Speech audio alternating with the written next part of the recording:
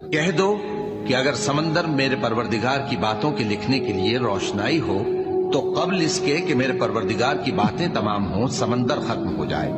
اگرچہ ہم ویسا ہی اور اس کی مدد کو لائیں۔ جو کچھ آسمانوں اور زمین میں ہے سب اللہ ہی کا ہے، بے شک اللہ بے نیاز ہے، لائق حمد و ثنا ہے۔ اور اگر یوں ہو کہ زمین میں جتنے درخت ہیں سب کے سب قلم ہو اور سمندر کا تمام پانی سیاہی ہو اور اس کے بعد 7 سمندر اور سیاہی ہو جائیں